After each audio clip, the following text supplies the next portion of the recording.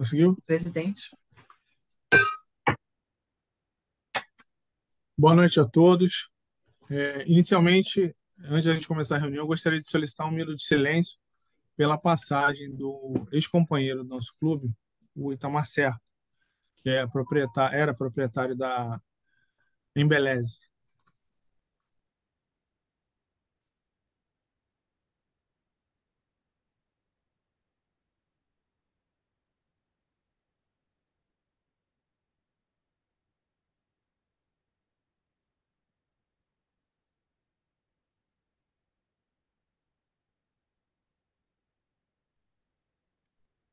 Patrícia, eu tive que entrar aqui pelo celular, que minha internet está dando problema, tá?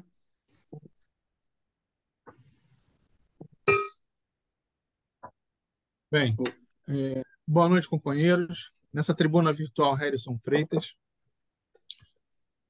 No atual período do exercício da presidência do Rotary Clube Nova Iguaçu Leste, sob o lema 2023-2024, Cria Esperança no Mundo, declaro aberta a nossa primeira reunião ordinária virtual interclubes deste período.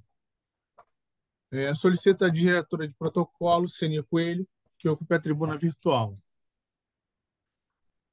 Boa noite a todos. Hoje é quarta-feira, 19 de julho de 2023. Na tribuna virtual, Senir Loureiro Coelho, associada representativa do Nova Iguaçu Leste, classificação engenheira civil, ocupando neste período o cargo de diretora de protocolo.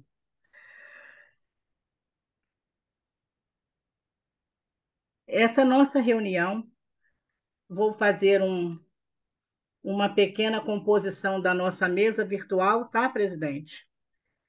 Ok. Ao centro, Harrison Freitas, o nosso presidente do nosso clube. À direita, o nosso palestrante de hoje, o companheiro Marcelo Simas, do Rotary Clube do Rio de Janeiro.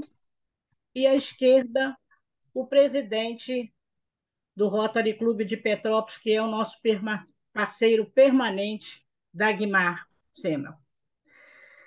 Gostaria de registrar que, nesse período rotário 2023-2024, temos como presidente do Rotary Internacional 2023-2024 Gordon McNally, do Rotary Clube South Kinferry Lothian, da Escócia, e como governador distrital Pedro Dalboni, associado do Rotary Clube de Volta Redonda, Rio de Janeiro. Nessa reunião interclubes de hoje, contamos com mais parceiros: o Rotary Clube de Mendes, o Rotary Clube de Petrópolis, que é o nosso parceiro permanente, o Rotary Clube Petrópolis Cidade Imperial e o Rotary Clube Rio de Janeiro Penha.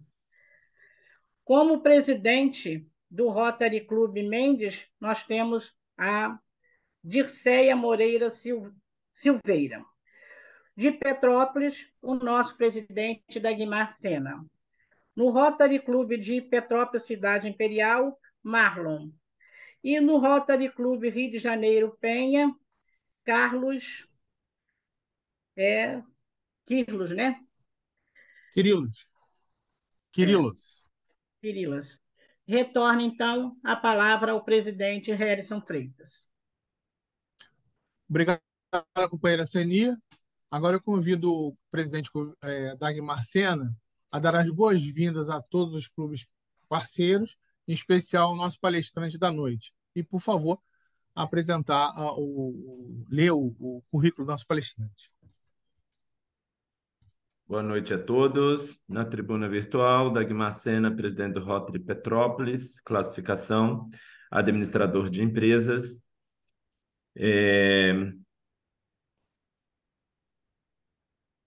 Nossa, fugiu o... Nesta gestão, presidente, é com muito prazer e alegria que a gente recebe a todos, aos clubes parceiros que estão aqui, o nosso presidente Marlon, nossa presidente Diceia,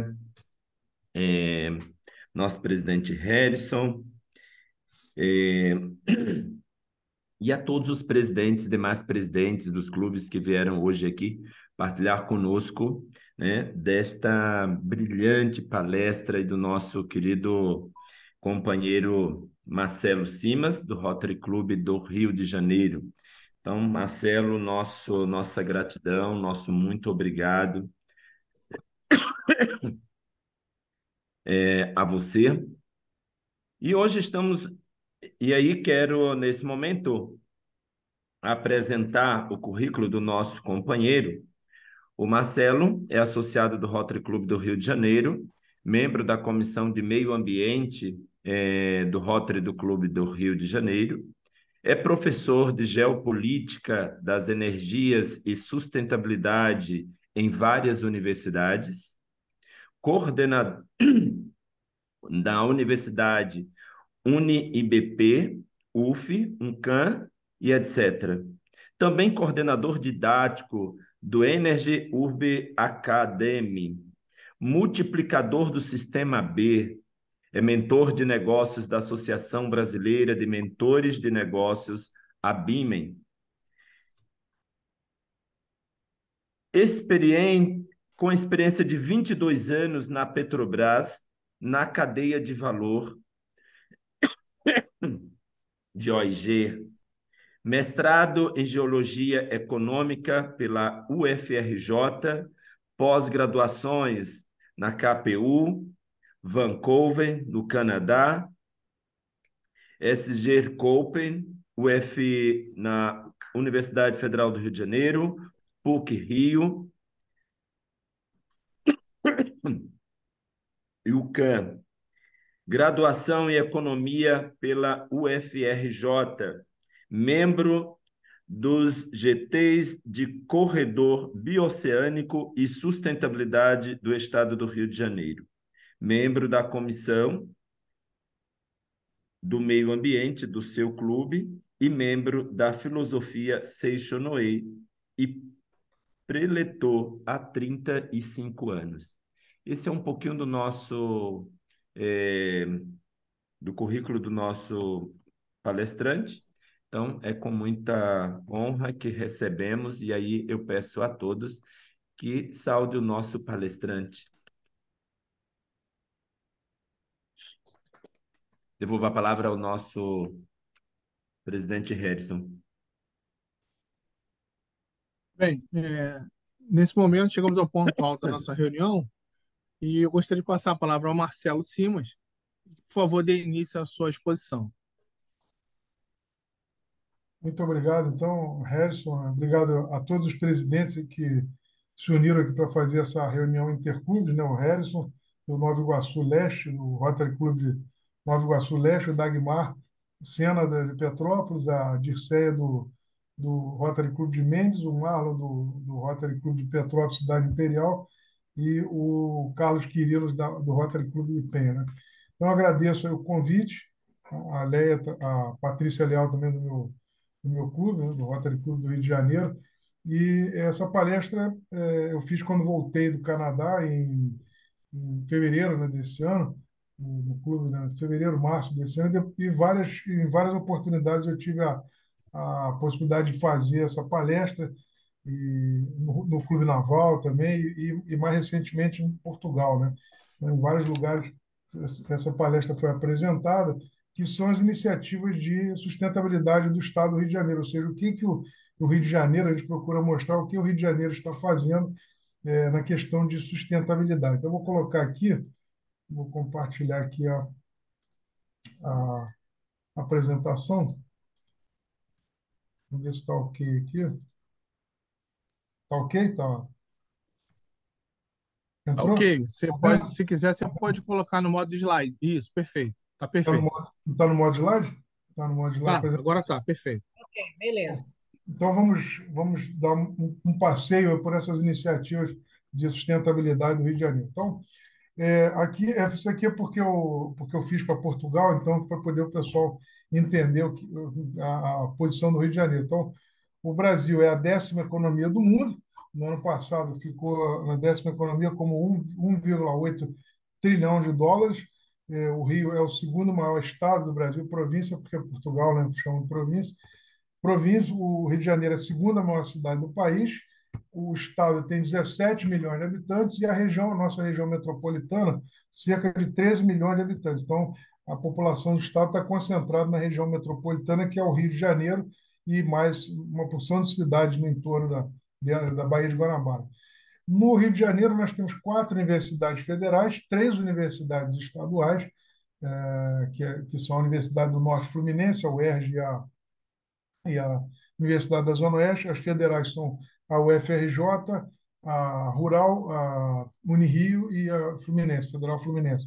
Tem o Cefet e vários institutos federais de educação.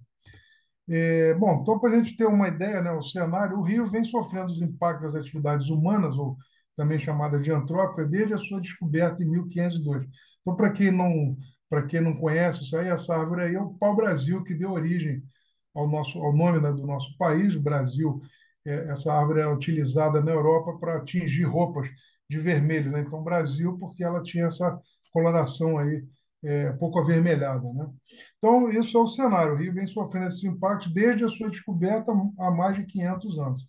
E, devido às mudanças climáticas e ao aquecimento global, nós temos impactos cada vez maiores, mais severos. Então, no caso do Rio de Janeiro, deslizamento, chuvas intensas cada vez mais frequentes, secas, ondas de calor e o aumento do nível do mar. No caso do Rio de Janeiro, especificamente, isso aqui é um estudo da UFRJ, em 2100, essas áreas aqui serão as áreas que serão alagadas no Rio de Janeiro se nada for feito, né? Então, aqui a gente tem a curiosa visão aqui de que Copacabana, né, ficará alagada, né? Ipanema ficará alagada, Leblon ficará alagado, Barra da Tijuca, Jacarepaguá, Recreio dos Bandeirantes, totalmente alagado, Barra de Guaratiba, Sepitiba, Santa Cruz e o entorno, né, do Rio, que é a região metropolitana, onde moram 13 milhões de habitantes, né, continuando no Rio de Janeiro. O aeroporto de Santos Dumont ficará debaixo d'água. O aeroporto do Galeão também ficará debaixo d'água. Parte de Duque de Caxias, parte de Nova Iguaçu, parte de Magé, Itaboraí, São Gonçalo, Niterói. Então, grande parte dessa região, se nada for feito, será alagada por conta do aquecimento global e o aumento da elevação do nível do mar. E aí nós temos um problema de justiça climática, porque exatamente quem sofre os efeitos das mudanças climáticas são exatamente as pessoas que menos contribuem para ela, né? Então, a gente tem um problema sério, né? Para quem não acredita, né, nesse fenômeno ainda, isso aqui é Copacabana, há alguns anos atrás, se eu não me engano, 2016, 2017, Copacabana Palace, que é o símbolo, né, o símbolo de Copacabana e do Rio de Janeiro, alagado, né? E aqui é a praia de Copacabana, em vários pedaços, em várias partes, a praia tomada. Então, é isso que vai acontecer daqui até 2100, se nada for feito em termos de mudanças, né, na nossa cidade e no Estado, né? Então, é preciso uma nova consciência em relação ao ambiente para que a gente não coloque em xeque a nossa casa. Então, um estudo também, vários estudos, né, que foram feitos, estudos na ONU. Em 2050, nós teremos mais plástico do que peixe nos oceanos se nós nada fizermos a partir de hoje. Então, nós temos 67 anos para mudar esse cenário aí que nós estamos vendo, né?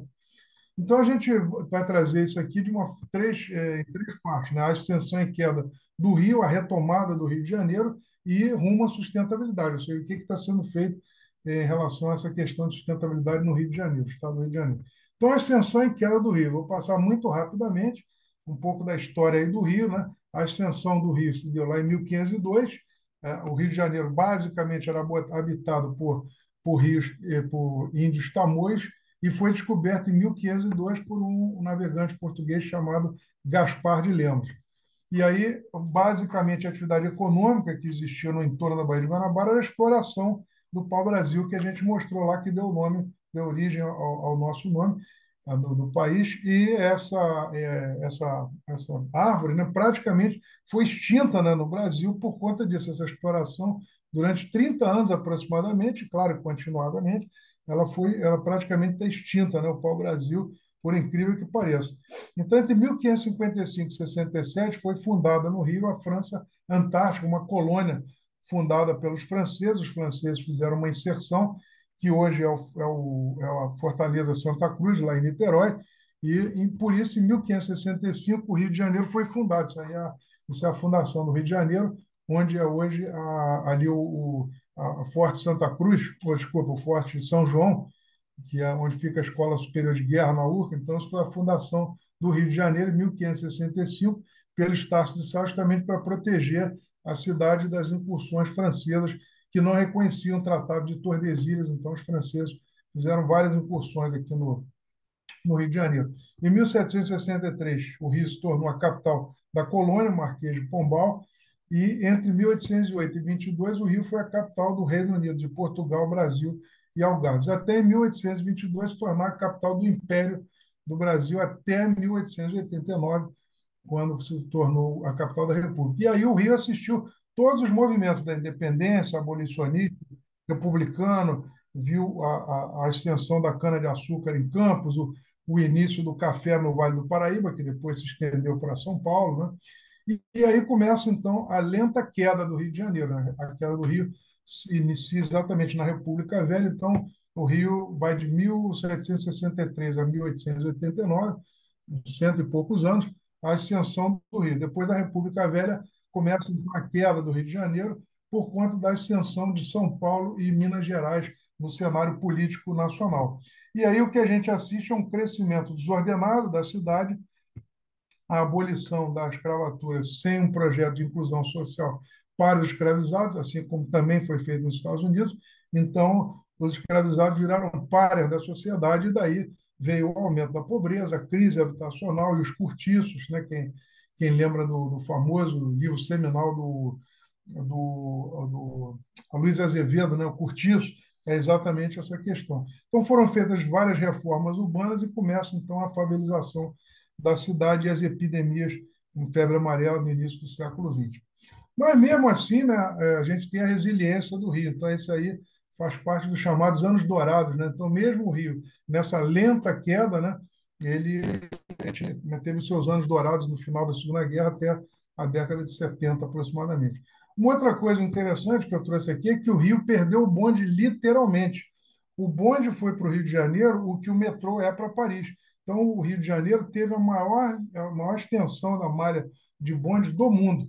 Os bondes começam lá em 1856, inicialmente, claro, movidos a burro, e depois, em 1891, se tornam elétricos, né? Então, foi a solução para um grande problema ambiental, né? Qual era o grande problema ambiental? Esses cavalos na rua, o cocô dos cavalos na rua, era um grande problema ambiental. Então, o bonde elétrico foi a solução para esse problema, não só no Rio, mas no mundo inteiro, né? Os bondes foram se disseminando em várias partes, né, do mundo, Estados Unidos, Canadá, e esses bondes, então, foram a grande solução para esse problema ambiental, que você não podia conviver com tanto cocô de cavalo na rua. Então, em 1964, a solução dos bondes é abandonada. E a tecnologia também que poderia ter sido absorvida por nós, inclusive também ônibus elétricos, não sei se vocês vão lembrar, alguns vão lembrar, tinha uns ônibus elétricos aqui no Rio de Janeiro, não foi absorvida. Então, isso foi uma tendência mundial por causa da indústria do petróleo. Outra questão, então, que foi, digamos assim, a questão final do Rio, foi a mudança da capital para Brasília. Então, o Rio se torna o estado da Guanabara. E outra questão, em 1964, o regime militar prendeu presos políticos com criminosos comuns, e isso deu origem ao crime organizado. Inicialmente o tráfico de drogas, depois as milícias no Rio de Janeiro. Em 75, há uma fusão dos estados da Guanabara e do antigo estado do Rio de Janeiro, e em 1889, a quebra da Bolsa do Rio levou muitas empresas a migrarem do Rio, então isso explica grande parte da queda do Rio de Janeiro. E outra questão também cultural é que, como o Rio, por quase 200 anos, foi a capital do país, ele se acostumou a pensar nacionalmente, não localmente, né? Então, isso levou também a esse declínio, né, do Rio de Janeiro. Mas veio a retomada, né? A retomada do Rio de Janeiro se dá nos anos 80 com a Bacia de Campos, né? Nós tivemos dois choques do petróleo, em 1973 e 1979. Então, foi feito um grande esforço, né, não só no Brasil, mas no mundo todo, para encontrar petróleo. O Brasil era um grande importador de petróleo. Então, Em 73, descobre-se a bacia de Campos, a Petrobras, e aí a Petrobras se torna líder mundial em águas profundas e depois ultraprofundas por conta disso. Estão reduzindo significativamente a dependência do Brasil em relação à importação de petróleo. Então, a bacia de Campos chegou a produzir mais de 80% da nossa produção doméstica. Para quem não conhece a bacia de Campos ela fica não só em Campos, né? Ela tem esse nome, é uma bacia geológica. Ela fica ali mais ou menos na altura da ilha de Vitória e termina ali por volta de Cabo Frio. Então, essa é a bacia de Campos, né, que tanto se fala aí. Aí começou também o recebimento das participações governamentais, ou seja, royalties, participações especiais, que são tributos pagos desculpa, deixa eu desligar aqui. Tributos que são pagos sobre a produção de petróleo. E aí as principais cidades, Campos e Macaé, que é conhecida como a capital do petróleo. Isso gerou uma dependência do Estado do Rio de Janeiro em relação às receitas petrolíferas. Então, mais ou menos um terço da receita do Estado do Rio de Janeiro vem do petróleo, né? Isso, aí eu coloquei, seria a maldição do petróleo, né? Porque lugares que são dependentes do petróleo, né? Eu disse, né, que existe essa maldição do petróleo, não são lugares desenvolvidos, né? Mas coloquei aqui para a gente pensar sobre isso. Muito bem, então qual a importância desses recursos para o Rio de Janeiro? Então, só para vocês terem uma ideia, a produção nacional de petróleo é mais de 3 milhões de barris por dia, a produção no pré-sal, que fica entre a bacia de Campos e a bacia de Santos, que vem logo abaixo, 75% da produção doméstica se dá nesse local. A produção de petróleo no Rio de Janeiro é 88% total, e a produção de gás, 73%. Isso significa que o Rio de Janeiro, o Brasil vai aparecer isso ali adiante, mas já adiantando, o Brasil é o oitavo maior produtor de petróleo do mundo. Se o Rio de Janeiro fosse um estado sozinho, fosse um país sozinho, ele seria o 11º maior produtor mundial de petróleo, só o Rio de Janeiro. Então, no ano passado, se arrecadou o equivalente a 130 bilhões de reais, 130 bilhões de reais em participações governamentais, dos quais o Rio de Janeiro ficou com 30 bilhões, né? Ou seja, 82% veio para o estado do Rio de Janeiro. 30 bilhões de 37 aproximadamente veio para o Rio de Janeiro.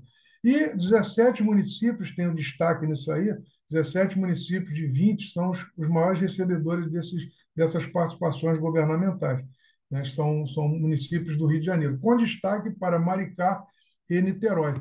Maricá recebeu 4,3 bilhões de reais em royalties e participações especiais, e Niterói 2,5 bilhões. Então, isso aqui eu já falei, né? Se o Rio fosse um país, seria o 10º maior produtor mundial de petróleo. Então, o Rio, durante muito tempo, será petrodependente, dependendo do petróleo, e o Brasil também será dependente do Rio de Janeiro. Bom, então vamos ver agora as questões da sustentabilidade para a gente poder encerrar, né? Sustentabilidade. Então, talvez alguns conheçam, outros não. Existe um conceito, né, que é a chamada Amazônia Azul. Nós estamos acostumados a ver só o mapa do Brasil, que é aquela parte verde ali, só que o Brasil dispõe de um território enorme, que é a chamada Amazônia Azul, que equivale a 2/3 do nosso território e é maior do que a nossa Amazônia Verde, que fica no continente. A Amazônia Verde equivale a mais ou menos 50% do território brasileiro. A Amazônia Azul são 2/3 do nosso território, com 5,7 milhões de quilômetros quadrados. Então, a Marinha do Brasil tem que dar conta disso aí, porque isso é uma área que é protegida, né, pela nossa Marinha, né? E no ano 2021 e 2030 foi declarado pela ONU a década dos oceanos, né? Na verdade, a década do oceano, porque, por incrível que pareça, só existe um oceano. A gente aprendeu em geografia que existem 5 oceanos, e, na verdade, só existe um oceano, né? Então, para a gente poder entender essa questão. Bom, qual o tamanho dessa economia do mar? Essa economia do mar equivale a mais ou menos 1/5 do PIB do Brasil, aproximadamente, e emprega 20 milhões de pessoas nessa economia do mar. 17 estados são litorâneos no Brasil, equivale a quase 80% do nosso PIB, sendo que 95% do petróleo do Brasil é extraído no mar e 80% é extraído do gás natural extraído do mar também. 90% do comércio exterior vem do mar, no Brasil, e 44% da economia do Rio de Janeiro também depende da economia do mar. A economia do mar, então, ela está representada por esses vários segmentos aí. A indústria da pesca, a indústria a indústria de extração de petróleo e gás, a indústria marítima, o turismo costeiro, os portos, né, a aquicultura e novas atividades aí que são a eólica offshore, a eólica explorada no mar e as energias oceânicas, né? Então, o Rio de Janeiro tem uma vocação porque tem aproximadamente 700 quilômetros de costa, né? Então, você tem aí as energias oceânicas, que são as energias não renováveis, de óleo e gás, que respondem por um quarto da produção global, sendo que no Brasil 95% do petróleo e 80% do gás natural. A geração de energia elétrica no oceano e os recursos minerais como terras raras, que são importantes para as energias renováveis. Então, no caso das energias renováveis do oceano, nós temos as energias eólica offshore e a energia solar. E temos também a energia das ondas, das marés e das correntes oceânicas. Isso aqui é um estudo da COP, né, da UFRJ, mostrando os vários tipos de energia. Então, existem três alternativas para essas energias oceânicas. Nós temos a energia elétrica gerada para plataformas de petróleo. Então, é, você tem aerogeradores gerando energia para plataformas de petróleo. São os três tipos que nós temos. Geração de energia elétrica para o país, que pode ser enviado para o continente. E uma outra possibilidade, que é a conversão de plataformas óleo e gás que estão descomissionando, quer dizer, que estão deixando de ser utilizadas, virando eólico offshore, sendo que 40% dos custos do projeto já estão cobertos porque você já tem a infraestrutura. Basta tirar a parte de petróleo e gás e passar para aerogeradores, para passar para eólica, né? Então, isso é um trabalho que está sendo feito agora pela Petrobras e isso foi aprovado recentemente, essa questão das eólicas offshore no mar. Em 2022, o Estado do Rio de Janeiro criou, né, declarou aí o ano do desenvolvimento sustentável, porque foi exatamente o ano em que fez os 30 anos da Rio 92. O Rio 92 foi um marco na história do Rio e do mundo também, claro, porque foi o momento em que o Brasil se tornou o grande protagonista da questão da sustentabilidade. Foi nessa época que foi criado justamente o conceito, foi disseminado, né, o conceito de desenvolvimento sustentável. Então, o Rio se tornou um grande protagonista dessa questão na Rio+30. Então, criou-se em 2022, em 2021, essa Autoridade de Desenvolvimento Sustentável, visando acelerar os objetivos de desenvolvimento sustentável da ONU. Esses objetivos são justamente, né, porque viu-se que não adiantava apenas cuidar do meio ambiente, era necessário outras ações tão importantes ou mais, né, do que só cuidar da natureza, só cuidar do meio ambiente, mas a erradicação da pobreza, a fome zero, a saúde para a população, a educação de qualidade e outras questões. Então, foi criado entre 2015 e 2030, foram criados esses 17 grandes objetivos de desenvolvimento sustentável que vão até 2030. Então, o governo do Rio de Janeiro quer exatamente acelerar esses ODS no Rio de Janeiro, no estado do Rio de Janeiro. Bom, outra questão interessante é que o Rio e a economia verde, né? O Rio vai ter uma bolsa de valores de ativos sustentáveis, né? Para compra de crédito de carbono. Só para ter uma ideia, essa comercialização vai girar em torno de 57 trilhões de dólares. Então, o Rio pretende capturar, quer dizer, em comercialização, alguma coisa aí como 5% disso. Se for 5% disso, equivale ao PIB do Brasil.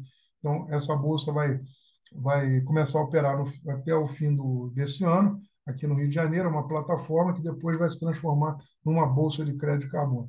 E uma outra questão bem interessante você tem Maricá, não sei se muitos conhecem a cidade. Maricá era uma cidade esquecida ali, né, na região dos lagos, na direção da região dos lagos, que tomou uma proporção muito grande. Vocês viram ali, Maricá criou um fundo de capitalização, já que o petróleo ele é uma atividade que é temporária, né? Então é preciso criar um fundo, né, Então, de uma forma geral, as cidades, os países, estados que dependem de petróleo criam fundos também de estabilização. E Maricá se utilizou muito bem dessa questão. Então, criou um fundo de estabilização, e então a cidade passou a fazer grandes investimentos no seu desenvolvimento sustentável. Então, aqui são alguns exemplos. Ela tem lá as vermelhinhas, que são bicicletas gratuitas compartilhadas para a mobilidade urbana. Então, as vermelhinhas é que nem as bicicletas aqui do Itaú, né? Essa bicicleta do Itaú, só que lá é de graça. Você pode chegar lá, qualquer pessoa, eu já fui lá, qualquer pessoa pode chegar lá, se cadastrar e andar na vermelhinha. Foi criado uma grande malha de ciclovias. Outra questão, a renda básica da cidadania, distribuição de renda e inclusão social, passaporte universitário para dar acesso à população às universidades. Foi criada uma moeda social, o Mumbuca, inspirado no famoso Banco de Palmas do Ceará, né, para justamente ativar a economia. Outra coisa interessante, talvez mais importante, a empresa pública de transporte deles tem 125 ônibus nesse transporte com tarifa zero, é gratuita, em 36 linhas. Então, em parceria com a COP, eles estão escolhendo a tecnologia que vai ser utilizada para esses ônibus aí. Então, você tem três tipos de tecnologia: o ônibus híbrido, o etanol, o 100% elétrico e o elétrico com hidrogênio, o híbrido elétrico e hidrogênio. Então, eles estão justamente testando até ano que vem essas três tecnologias para que ela seja escolhida, a tecnologia vencedora, e seja feita uma fábrica desses motores elétricos para que possa não só atender a essa empresa local, mas também que possa exportar. Isso está sendo feito em parceria com a WEG, né? Então isso vai gerar emprego e renda para a cidade. E o Fundo Soberano, né? Como eu falei, ela criou um Fundo Soberano justamente para diversificar a economia e gerar emprego e renda para a população local com esses recursos bem aplicados do ROD, que, infelizmente,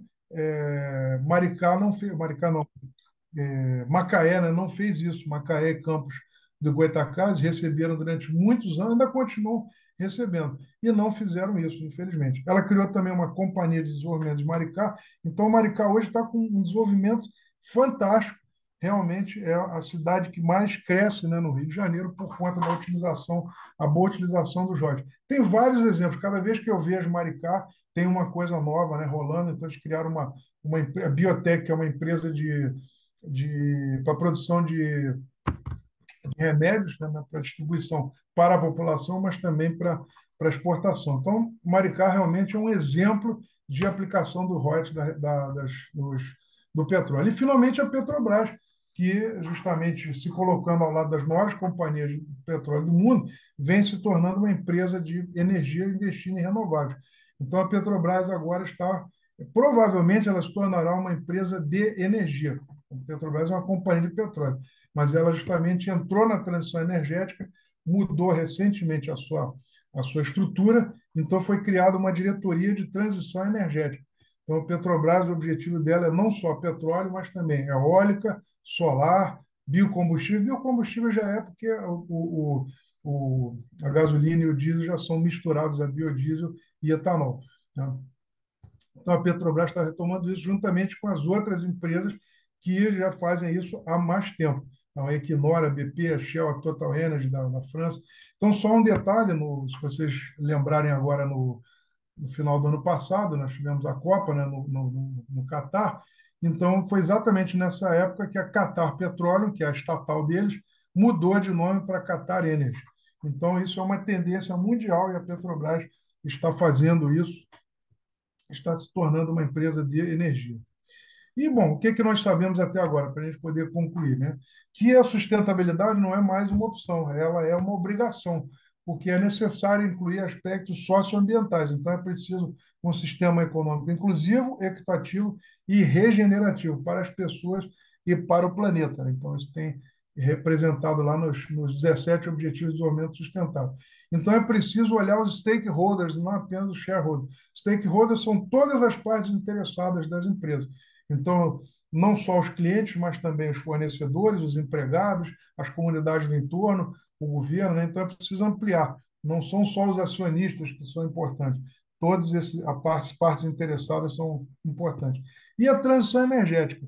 Cada país vai seguir um caminho diferente. Então, a transição energética vai se dar por meio de um mix de fontes e uma pluralidade de atores. Então, você vai ter muitas empresas, empresas menores, e os próprios consumidores que gerarão a sua energia, que são chamados de prosumidores. Então, você pode gerar a sua própria energia colocando, por exemplo, um painel solar na sua casa.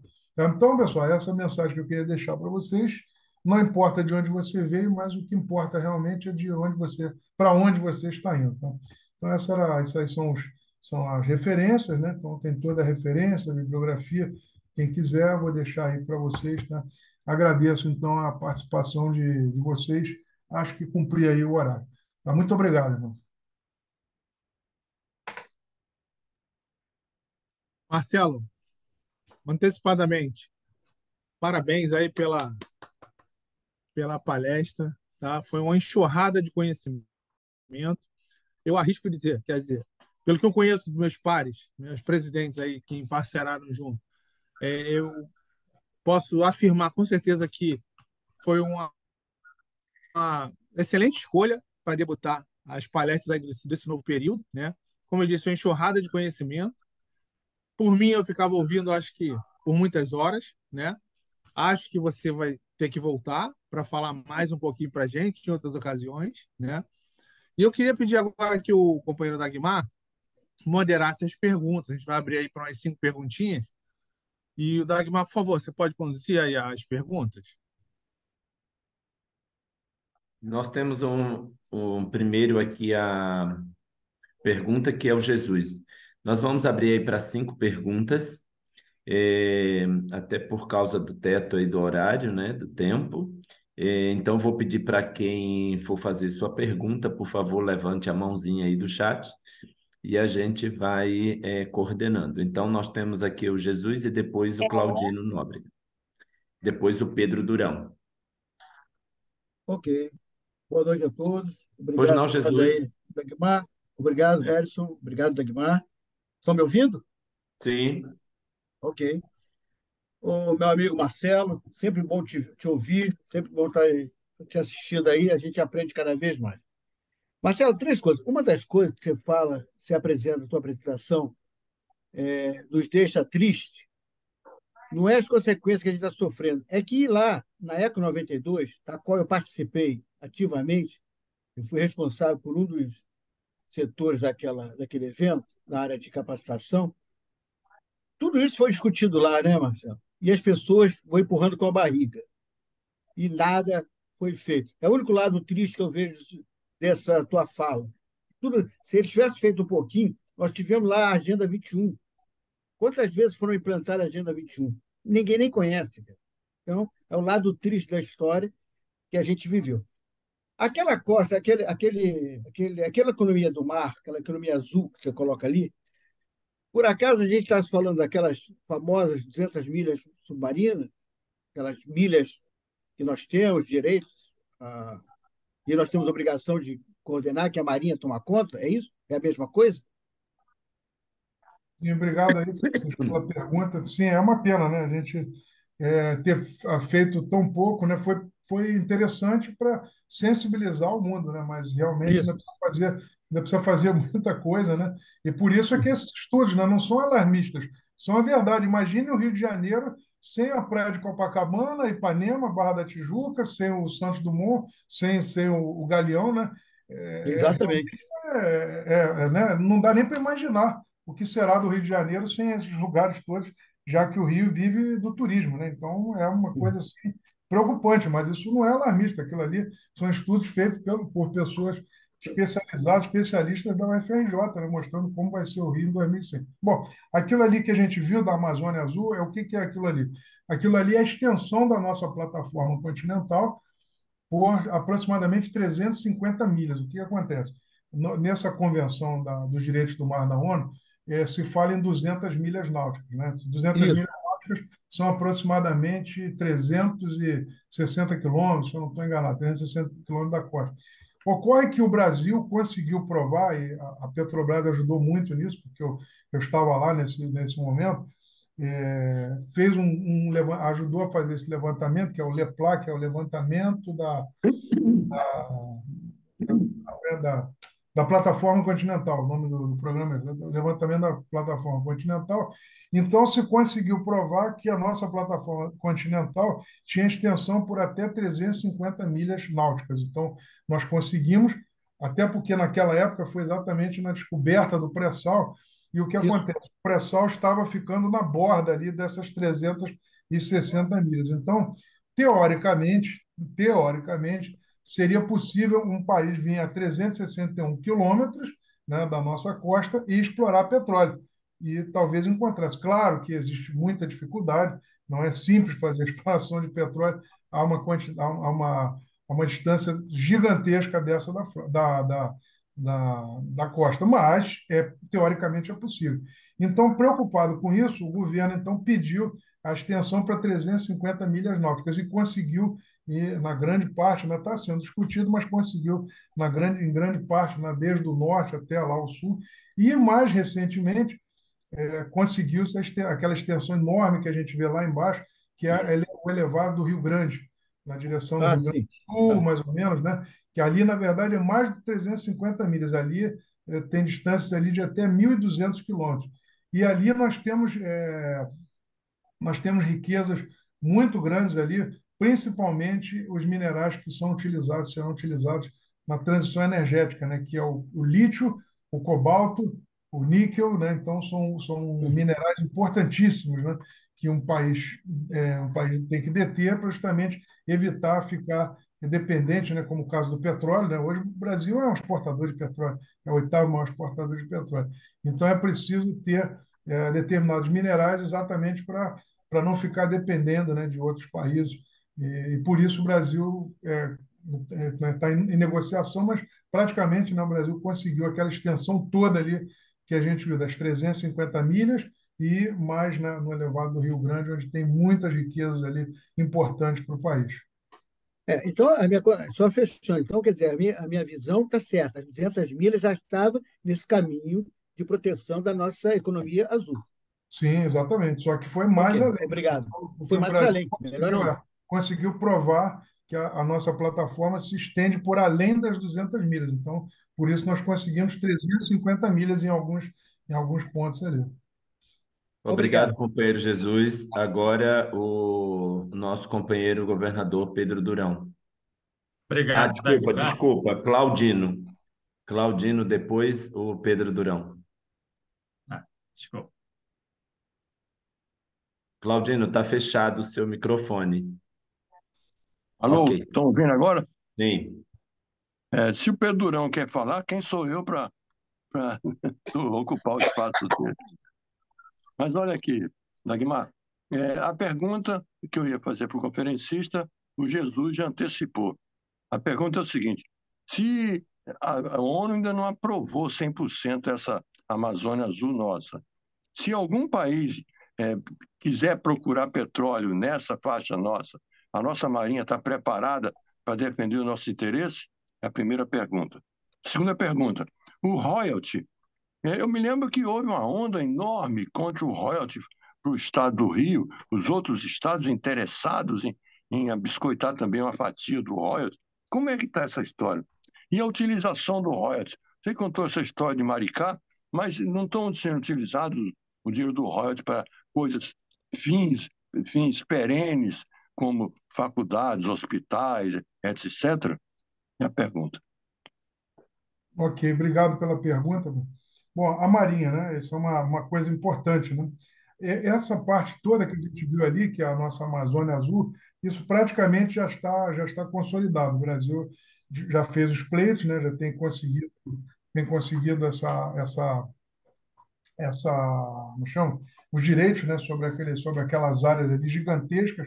Então, praticamente, o Brasil já está assegurado ali. Uma ou outra coisa está sendo discutida, mas aquilo ali, praticamente, o Brasil já tem jurisdição, né, o nome correto é jurisdição sobre essa enorme área, que são 5,7 milhões de quilômetros quadrados. Exatamente, a Marinha está justamente trabalhando, tendo investimentos para poder patrulhar aquilo. É preciso um grande sistema, né? A Marinha tem um sistema que ela criou, mas deve ficar pronto lá por volta de 2030, a última vez que eu ouvi uma palestra sobre isso, que é o sistema de gerenciamento da Amazônia, e além dos navios, né, justamente para patrulhar essa área gigantesca que é mais ou menos 2/3 do nosso território nacional. Então, a Marinha está havendo investimentos para que a Marinha possa justamente dar conta dessa área gigantesca. A questão do royalties, bem lembrada, né? Quando houve a mudança da lei do royalties, essa mudança se deu lá em 2010. Eu participei ativamente disso na Petrobras, né? Fiz várias palestras, né? Houve a criação de um grupo de trabalho para explicar para a população brasileira por que aquilo estava sendo mudado, a legislação estava sendo mudada. Foi justamente na época do pré-sal. O pré-sal foi descoberto em 2007 e em 2009, 2010 foi criada várias leis, né? Foram várias leis do pré-sal, quando então houve uma voracidade sobre a questão dos royalties, das participações especiais, querendo que ele fosse distribuído de forma equânime no Brasil, pelos estados, pelos municípios, né? Todo mundo queria pegar um pedacinho do royalties. Ocorre que quais são os problemas em relação a isso? Imagina o estado do Rio de Janeiro, que tem 90% da produção de petróleo e quase 80% da produção de gás natural. Se houver um derramamento de óleo, né? Obviamente a Petrobras tem todo o cuidado, mas é possível haver um derramamento de óleo. Se houver um acidente ambiental, o Estado tem que estar preparado justamente para socorrer, para não deixar que isso se espalhe. Além da Petrobras, é claro, mas o Estado também tem que ter condições de combater um possível acidente ambiental. Então, não é justo que se os royalties fossem divididos de forma equânime por todos os estados, porque todo mundo teria o bônus, né, mas o ônus recairia sobre o Estado do Rio de Janeiro. Então, isso foi parar no Supremo, foram é, né, vários processos, né, tudo isso está parado no Supremo até hoje, exatamente porque isso é uma injustiça, né, contra o Rio de Janeiro. Se o Rio de Janeiro perdesse esses royalties, seria uma parte muito significativa da sua receita, como a gente mostrou. 1/3 da receita do Rio de Janeiro vem das participações governamentais, que são royalties e participações especiais. Então, isso está parado no Supremo Tribunal Federal justamente por conta dessa questão. E o outro que você perguntou foi o uso do royalties. O uso do royalties, né? É, Isso. Pois é, o uso do royalties, o que acontece? Muitas cidades, como eu falei, como Macaé e Campos do Goytacazes, eram as que mais recebiam royalties no passado. Hoje está diminuindo. Por quê? Porque a produção na Bacia de Santos está diminuindo, está em declínio. Hoje, a maior produtora de petróleo é a Bacia de Santos, né? Então, a Bacia de Santos ela vai mais ou menos ali de Cabo Frio até a ilha de Santa Catarina. Isso é a Bacia de Santos. Então, a maior parte da produção está no estado do Rio de Janeiro. Ela confronta com o estado do Rio de Janeiro. Então, o que acontece? Esses municípios não fizeram o que Maricá está fazendo, Maricá e Niterói, diga-se de passagem, né? E o próprio estado do Rio de Janeiro, que criaram justamente fundos de estabilização, porque a receita do royalties ela não é perene, ela é finita, né? O petróleo ele é finito, obviamente. Um campo de petróleo ele dura aproximadamente 30 anos, 40 anos, ele tem um pico, depois ele declina ao longo do tempo, então é preciso se preparar justamente para o final desse ciclo. Então, as cidades que realmente estão se preparando para isso, são Maricá, que fez investimentos enormes, como eu mostrei, né? Por isso que virou uma referência. Maricá virou uma referência em relação ao bom uso, ao uso sábio do royalties e em investimentos mesmo, né? Não apenas em gasto, mas em investimentos. Muitas cidades utilizaram muito mal os royalties, fizeram pavimentos de porcelanato, alguns casos, né? E Maricá realmente é um caso ímpar na utilização dos royalties. Então, vamos esperar que continue dessa forma, né? E, inclusive, muita gente está migrando para Maricá. Hoje, Maricá está sofrendo um fluxo de pessoas que estão indo morar lá devido à qualidade de vida, devido à qualidade de vida em Maricá. Então, Maricá e Niterói são exemplos da utilização do royalties hoje em dia. muito obrigado. Nosso governador Pedro Durão. Obrigado, Dagmar. Professor Simas, primeiramente, parabéns pela excelência da palestra, né? Excelente, como todas as palestras que você tem feito. Mas a minha Obrigado. pergunta é sobre o primeiro slide que você mostrou.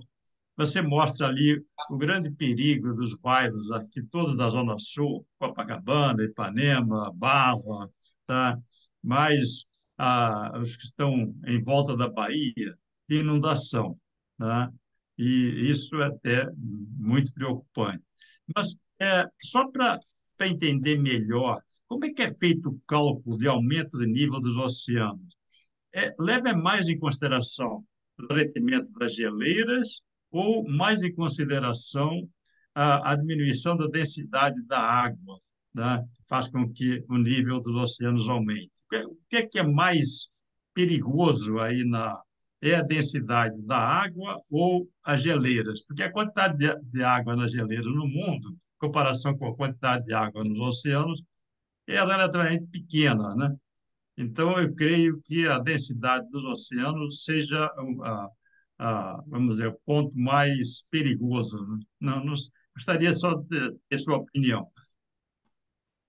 Bom, muito obrigado, governador, pela pergunta, né? Sempre muito inteligente a pergunta, né? Na verdade, esses cálculos são feitos pelo IPCC. O IPCC é o painel intergovernamental das mudanças climáticas, que é um organismo da ONU que justamente dá suporte à chamada Conferência das Partes, que é feita todo ano desde 1995, né? Exatamente, ela foi criada aqui na Rio 92. Então, 3 anos depois, se fez as conferências das partes. A primeira foi em Berlim, a mais famosa de todas, né? De 97 foi a de Kyoto, né? Por causa do protocolo de Kyoto. E hoje, né? Nós já vamos aí para a 30ª, vai ser aqui no Brasil, vai ser em Belém, né? Já está escolhida em 2025, né? Se eu não estou enganado. Então, eles fazem esses cálculos a respeito do aumento dos níveis dos oceanos, em parte em função das geleiras, né? Em função da geleira, em parte em função disso que você falou, que é a questão da densidade da água. É uma série de outras variáveis, mas esses aí são os mais importantes, sim. E isso é preocupante, a gente vê casos, por exemplo, como de Veneza, né? Veneza, isso já é uma realidade em Veneza, né? Já é uma realidade. Aham. Bom, e nos Países Baixos já é a realidade há séculos, né? Os Países Baixos, na Holanda, né? Já é há séculos. Então, isso é preocupante. O Rio pode se tornar uma Holanda, né? Se não houver alguma situação que se reverta isso. E a gente vai ficar numa situação muito complicada, porque são exatamente áreas sensíveis do Rio de Janeiro. A gente vê lá as praias de Copacabana, Ipanema, Leblon, Barra da Tijuca, e mais a Santos Dumont, o aeroporto de Santos Dumont, muito próximo da água, e o próprio Galeão também. Então, isso afeta o quê? A dinâmica da cidade, né? O Rio de Janeiro é uma cidade que depende do turismo, né? Então, se a gente ficar sem essas partes, né, como vai ficar o Rio de Janeiro? Né? O Rio vai ter que se interiorizar, né? O pessoal aí de Petrópolis é que está mais a salvo, né? Está na montanha, mas quem está na região metropolitana, que são 13 milhões de pessoas, são direta ou indiretamente afetadas por esse aumento do nível do mar. Então, isso é realmente muito preocupante. E aí o governo do Estado tem que fazer alguma coisa, né? Não é só a cidade do Rio de Janeiro, o governo do Estado precisa dessas Ah, medidas para justamente tentar mitigar isso, né? Tentar mitigar isso daí, né? Para a gente não chegar àquilo ali, é um cenário extremo, né? Mas se nada for feito, aquilo vai acontecer, né? isso E aí. precisa alguma Obrigado. coisa ser feita. Ok? Eu que agradeço a É, pergunta. Tá, muito obrigado. eu me inscrevi logo depois de mim, a companheira Zélia, do Copacabana, e em seguida encerramos com o companheiro Harrison. Eu só É, queria fazer uma pergunta. Essa reunião está sendo gravada? sim, dona Ivone, sim. Então depois eu vou pedir uma cópia, tá bom? Ok, ok. Obrigada, hein? Bom, em primeiro, sim, mas eu quero te parabenizar. Primeira vez que eu vi você palestrando foi no Centenário, me chamou bastante atenção pela sua maestria no assunto, E o meio ambiente é uma coisa que toca a vida da gente, né? A gente não pode pensar em vida sem pensar em meio ambiente. Mas a minha pergunta para ti vai no seguinte: você que é professor universitário, é um grande conhecedor da questão, e a gente sabe que o grande impacto ele é tomado por umas decisões políticas também, das grandes mudanças políticas. O que tem hoje de efetivo, né, aí nesse cinturão político do estado do Rio de Janeiro? A gente percebe aí as situações dos distritos, né, dos municípios, e a gente eu entendo um pouco, mas há uma possibilidade de se ter um consórcio intermunicipal, se for de vontade política, para que possa ter ações efetivas para um futuro bem melhor. O que você me diz politicamente, né, na política aí, o que tem acontecido efetivo de compromissos para essas mudanças futuras? É uma excelente pergunta também. Eu faço parte de um grupo de trabalho que é o Corredor Bioceânico, né? O Corredor Bioceânico é um corredor que uniria o Atlântico, o Brasil, né? Do Atlântico até o Pacífico, né? E isso ano que vem vai estar pronto. Isso vai estar pronto.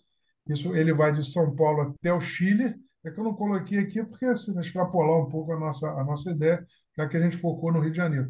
Mas o Rio de Janeiro também se ligaria a São Paulo, o Rio é muito perto de São Paulo, se ligaria a São Paulo e também vai fazer parte desse corredor. Isso é um consórcio, exatamente um consórcio feito aí com os governadores do Sul e Sudeste, né, do Brasil, e exatamente incluindo isso, para que a gente ganhe competitividade, né? Então, o que acontece? Você tem hoje justamente uma concertação entre esses estados e o Estado do Rio de Janeiro está justamente procurando fazer essa concertação com os municípios, são 92 municípios no Rio de Janeiro. Por isso foi criada a Autoridade de Desenvolvimento Sustentável no Rio de Janeiro, para unir todas essas iniciativas neste sentido, porque o Rio de Janeiro sabe que o Estado do Rio sabe que nós seremos duramente afetados pelas mudanças climáticas, né? A região metropolitana do Rio de Janeiro está na cara do gol, será a primeira afetada se nada for feito. Então, por isso, a preocupação do Estado do Rio de Janeiro com todas essas questões aí, todas essas iniciativas, né? Então, o Estado do Rio de Janeiro está muito preocupado com isso, e isso vai, além de descaracterizar a cidade, como a gente já falou aí, se isso acontecer, claro, nós rezamos para que isso não aconteça, e isso também vem no sentido de reverter essa queda do Rio de Janeiro. O Rio de Janeiro tem uma das maiores taxas de desemprego do Brasil, né? Do Brasil. O Rio de Janeiro tem uma das maiores taxas de desemprego. A economia do Rio de Janeiro foi muito afetada pela pandemia, não é segredo para ninguém, basta ver o Rio de Janeiro. Cada vez que eu vou no centro da cidade é muito triste. Quem trabalhou no centro da cidade é muito triste ver o Rio de Janeiro, o centro da cidade vazio ali, o Largo da Carioca, todos os lugares praticamente vazios, metade das lojas, isso aí é estatística, não é da minha cabeça, não, essa estatística eu vi recentemente, 44%, arredondando, metade das lojas no centro da cidade estão fechadas, os prédios também estão fechados. Eu suponho, né, uma suposição minha, que vai haver, por parte da prefeitura, vai ter que haver uma liberação para que esses prédios se tornem mistos, porque não há condições. Você tem uma série de prédios totalmente desabitados. São salas que estão desalugadas em função da pandemia. Muitas pessoas foram para casa. Escritórios de advocacia, escritórios de projetos, escritórios de consultoria foram para casa, e eu não vejo perspectiva disso retornar. Não vejo perspectiva. Então, todo esse trabalho, né, faz parte também do que se chama de Plano de Desenvolvimento Econômico e Social do Rio de Janeiro, que é o PEDES, que ele reuniu seis. Isso aí é para outra palestra, né? Porque muita coisa, são muitas iniciativas. Então, nesse plano, o governo do Estado do Rio de Janeiro mapeou 6 grandes complexos, não sei se eu vou me lembrar de todos.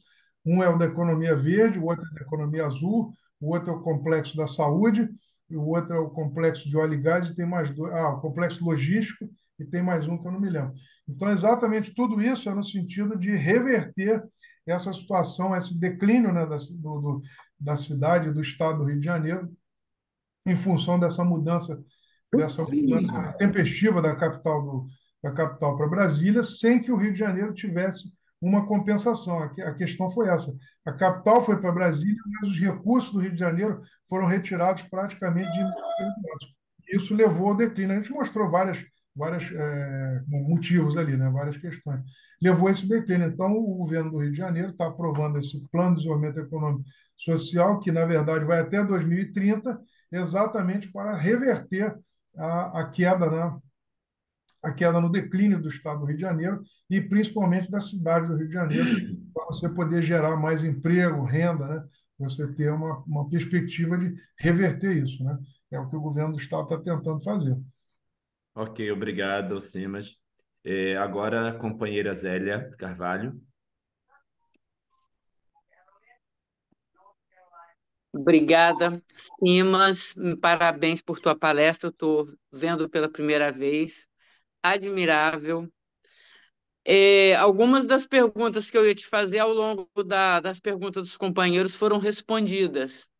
O que eu queria te perguntar é o quanto tempestades solares pode estar influenciando nesse aumento dos oceanos, digamos assim. A outra coisa que eu queria te perguntar tem a ver com o meio ambiente, e não sei se você teria condições de me responder isso. Baía de Guanabara, o que se planeja fazer pela Baía de Guanabara? Essa dá para responder, essa questão como é que chama, é, né? Tempestades solares, eu não tenho, Tempestades solares. Uhum. Não tenho conhecimento científico. Já ouvi falar disso, por isso eu estou perguntando se você teria Aí alguma. não tem como assim, te responder. A Baía de Guanabara é exatamente uma dessas questões aí. A Baía de Guanabara é um problema sério.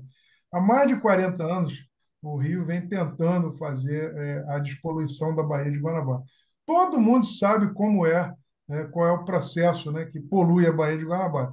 Existem vários rios ali que saem de várias cidades, da própria cidade do Rio de Janeiro, e todas aquelas cidades ali, Nova Iguaçu, Duque de Caxias, né, e tal, que vão parar tudo na Baía de Guanabara. E isso, obviamente, diminuiu a balneabilidade, diminuiu também a quantidade de pescado. Então, isso é uma questão muito importante.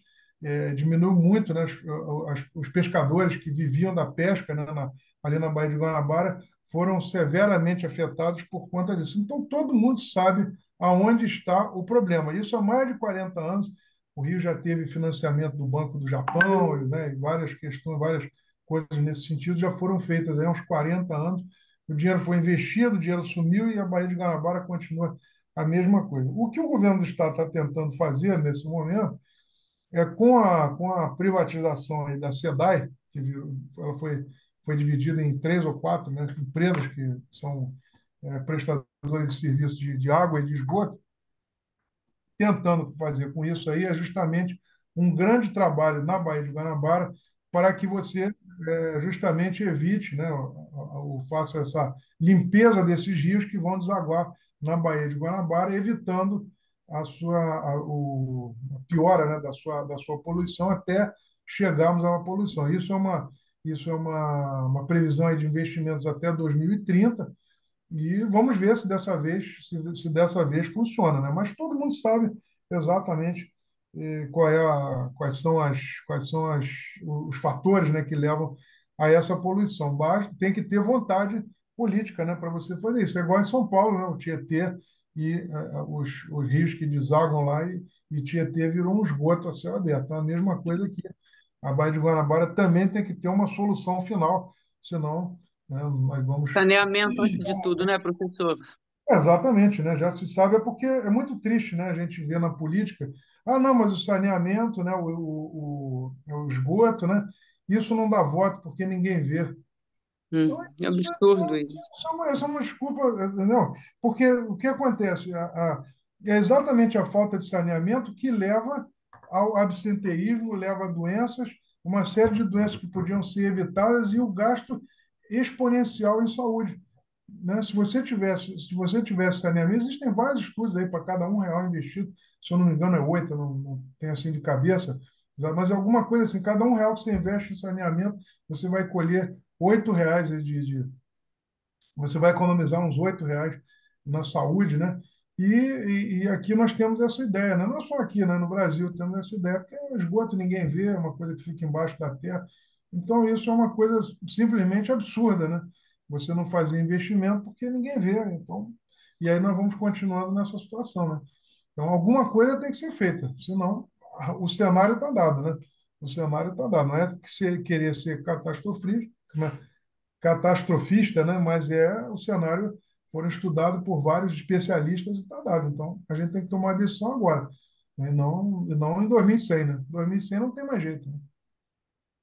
Muito Obrigado, Ciro. obrigada. Teve Obrigado, caso, né? Lélia. Agora a gente encerra aí com a pergunta do nosso companheiro presidente Harrison. Boa noite novamente. Marcelo, é o seguinte, você na palestra falou sobre a gente aprender geografia com 5 oceanos, que na verdade é apenas um. Queria que você desse uma palhinha sobre essa conversão de 5 em 1, né? E lá, depois do bug do milênio, lá do ano 2000, né? Quando eu era da área financeira em banco, a gente começou a comercializar crédito carbono, né? Queria saber de você qual é o seu sentimento em relação a aceitação de mais essa questão de investimento, né? Devido a ele ser tão intangível quanto a criptomoeda, né? Então, eu queria mais ou menos uma pincelada sobre isso aí. Qual a tua visão sobre o crédito carbono? Legal. Bom, vamos à primeira parte que você falou, foi o assim, os oceanos. O oceano é o seguinte, o oceano justamente para que a gente possa entender, né, possa se conscientizar de que, nós, na verdade, nós somos interdependentes, né? Deus, quando criou os seres humanos, é para que eles sejam interdependentes, não independentes entre eles. Então, o que acontece? Em 2021, a ONU criou essa década, né, do oceano, que vai de 2021 até 2030, que por acaso coincide aí também com os ODS, só que os ODS começaram em 2015, né? 17 ODS. Então, a ideia é que as pessoas se conscientizem que aproximadamente 50, tem várias estatísticas, né? Eu queria ter trazido aqui, mas por causa do tempo não deu para trazer. Mas 50% dos oceanos, 50% do nosso oxigênio vem dos oceanos, que ele é gerado pelas algas. A gente fala muito dos continentes, né, da Amazônia, claro que é importante, é óbvio, né? Mas quem gera mais oxigênio no mundo são os oceanos, não é o continente. Então é muito importante você atentar para isso, justamente para a gente ter a ideia de que nós temos, né, aí, voltando à ideia da ONU lá da 1987, o nosso futuro comum, nós temos uma casa só. Então, da mesma forma, nós temos um oceano só, embora ele didaticamente esteja dividido em Pacífico, Atlântico, Índico, né, do Ártico, do Antártico, mas ele é um oceano só, né? Porque as vidas estão interligadas. As vidas têm os recifes, as algas, os peixes, né? Os predadores na cadeia toda, né? Desde os tubarões até os peixes pequenos, todos estão interligados. Tudo isso está interligado. Então, você tem também uma pesca predatória. Tem vários assuntos aí que, se a gente for puxar, cada um dá uma palestra. Você tem pesca predatória, que vai justamente colocar em risco essa capacidade dos oceanos gerar oxigênio para a humanidade, que é justamente a questão dos corais. Você deve ter ouvido falar nisso, né? O oceano está se acidificando, né? O ideal é que ele tenha um meio mais alcalino, né? Quem é da área da área de exata, né? Sabe melhor sobre isso. E os oceanos estão se acidificando cada vez mais. E essa acidificação do oceano está justamente fazendo com que os recifes percam essa capacidade de gerar oxigênio. E vai ser mortal, né, para a humanidade, para os oceanos, né, para tudo, né, porque nós estamos, na verdade, em ecologia, nós temos uma teia da vida, né? Nós temos uma tênue teia da vida em que tudo está interligado, né? Não é você, o tubarão, né? Te vê aí os filmes de tubarão, o tubarão, né? O tubarão é mau, né? Porque come as pessoas e tudo, né? Isso, obviamente, que é uma ficção científica. O tubarão está dentro de uma grande cadeia, né? Junto com os golfinhos, junto com todos os peixes, fazendo justamente esse frágil equilíbrio da vida, da teia da vida. Então, se você mexe, se você destrói parte, né, desse ecossistema, você destrói essa cadeia toda. Então, essa foi o objetivo da ONU, que nós nos conscientizemos de que o oceano é uma coisa só. Quem tiver interesse por esse assunto, Na Netflix tem um filme fantástico chamado Seaspiracy. Não sei se alguém já viu esse filme. Seaspiracy, que é exatamente mostrando essa questão da pesca predatória, do que vai acontecer com o oceano se nada for feito. Em 2050, a gente vai ter mais plástico do que peixe. Então, essa questão aí é importante para a nossa própria sobrevivência. E a segunda foi o crédito de carbono, né, que você falou. O crédito de carbono estão se intensificando a comercialização disso aí, porque você tem duas vertentes. Você tem o crédito de carbono voluntário e tem os obrigatórios. Então, os países cada vez mais estão tornando obrigatório essa questão, porque o que acontece? O preço das coisas você não precifica colocando as chamadas externalidades, né? O que é externalidade? A poluição, né, por exemplo, é uma externalidade. Então, alguém se beneficia quando está produzindo alguma coisa, né? Sei lá, está produzindo lá o celular. Então, você está produzindo celular, você está gerando poluição. E essa poluição ela não é incorporada no preço do celular, né? Quem vai pagar? A população inteira. E aí o governo vai ter que gastar dinheiro para poder justamente despoluir o rio, para despoluir, né? Despoluir o ar e etc. Então, é preciso você colocar essa externalidade, precificar isso, justamente para você poder ter um preço real das coisas, senão você tem um preço que não é real. As coisas, isso é muito barato porque não está considerada a externalidade, ou seja, o quanto ele joga de poluição no meio ambiente, para ser mais rápido nessa questão. Então, você tem isso. Então, cada vez mais no mundo, você está tornando obrigatória o crédito de carbono e você precisa de empresas, de entidades, né, de pessoas que façam essa geração por meio de floresta, da conservação de florestas, né, essa é a ideia. Um dado muito interessante também, vocês devem conhecer o programa do nosso colega do Rotary Club do Rio de Janeiro, o Paulo Sérgio, é o Plantando Árvore, Plantando Vida, né?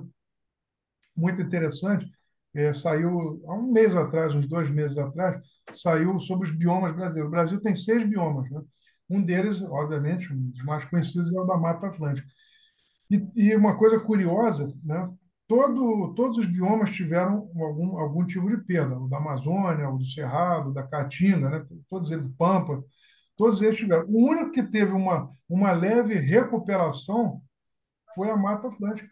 É muito curioso isso, né? Porque aqui no Rio de Janeiro a gente tem um outro problema, que é o Vale do Paraíba, que é exatamente, né, objeto do nosso distrito. Nós estamos de cara para o Vale do Paraíba, onde moram cerca de mais de 30 milhões de pessoas, 32 milhões de pessoas, e 50% do PIB do país está aqui entre o Rio e São Paulo, ao longo do Vale do Paraíba, né?